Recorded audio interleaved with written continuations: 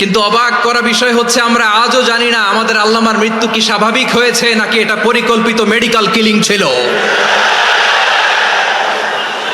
এটা যে পরিকল্পিত মেডিকেল কিলিং ছিল এটা ধারণা করার পেছনে অনেক কারণ আছে। তিনি আধিপত্যবাদের বিরুদ্ধে সোচ্চার ছিলেন, ফ্যাসিবাদের বিরুদ্ধে সোচ্চার ছিলেন, রাজনৈতিক প্রতিহিংসার শিকার ছিলেন। আমরা ইন্টারিম গভর্নমেন্টের কাছে দাবি জানাই, উচ্চতর তদন্ত কমিটি করে এটা কি হত্যাকাণ্ড ছিল নাকি স্বাভাবিক মৃত্যু ছিল এই রিপোর্ট গণমানুষের কাছে প্রচার করে জানাতে হবে। এই দাবির সাথে কি সবাই আপনারা একমত? কারা কারা একমত হাত তুলে দেখান।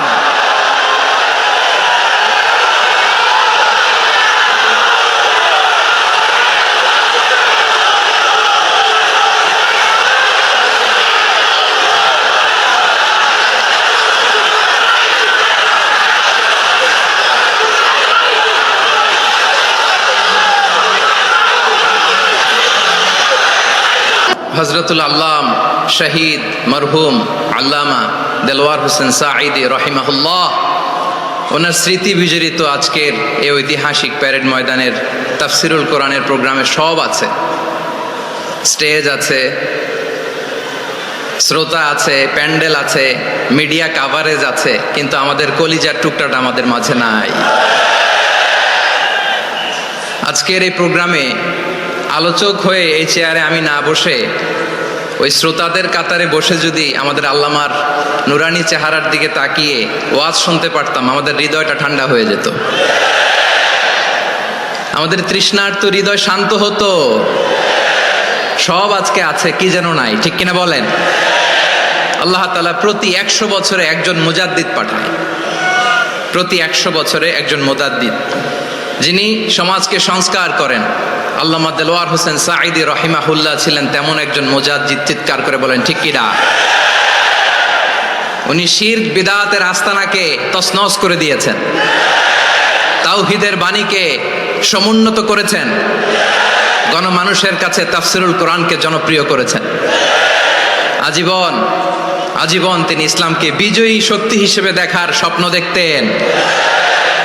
এত প্রাঞ্জল ভাষা, এত চমৎকার আধুনিক প্রেজেন্টেশন, গণমানুষের কাছে কোরআনের তাফসিরকে এভাবে জনপ্রিয় করে তোলার মতো ব্যক্তিত্ব আল্লামা সাঈদী ছাড়া দ্বিতীয় কেউ এই বাংলার ভূখণ্ডে নাই।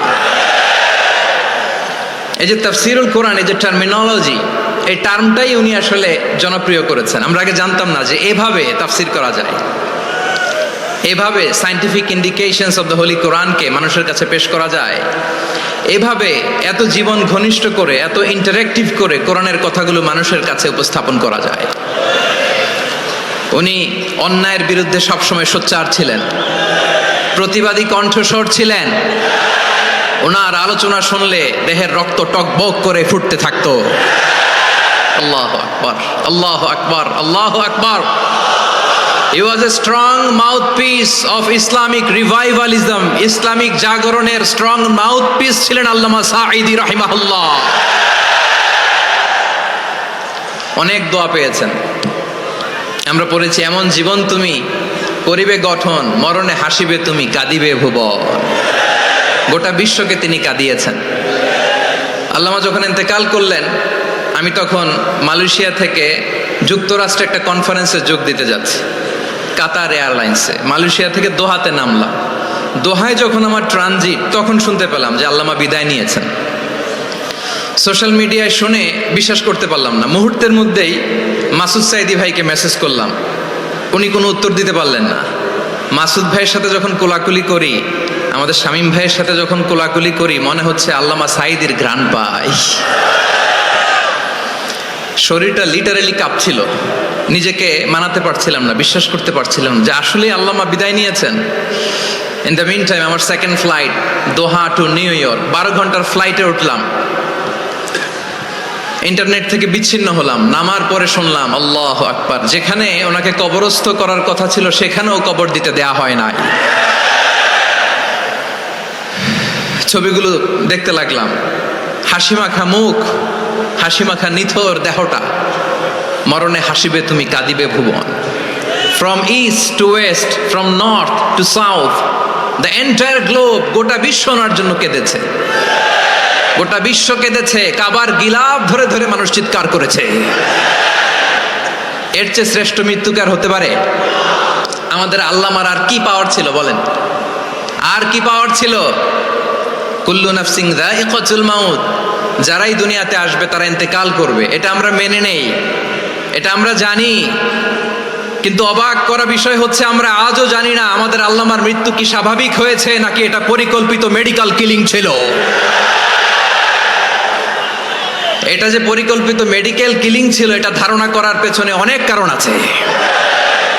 তিনি আধিপত্যবাদের বিরুদ্ধে সোচ্চার ছিলেন, ফ্যাসিবাদের বিরুদ্ধে সোচ্চার ছিলেন, রাজনৈতিক প্রতিহিংসার শিকার ছিলেন। এজন্য এটা মেডিকেল কিলিং হতে পারে এ ধারণা আমরা করতেই পারি। আওয়াজ করে বলেন ঠিক কিনা?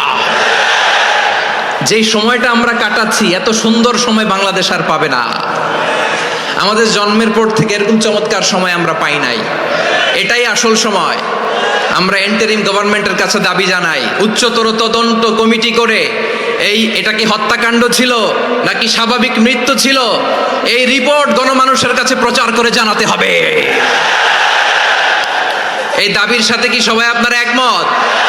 কারা কারা একমত হাত তুলে দেখান।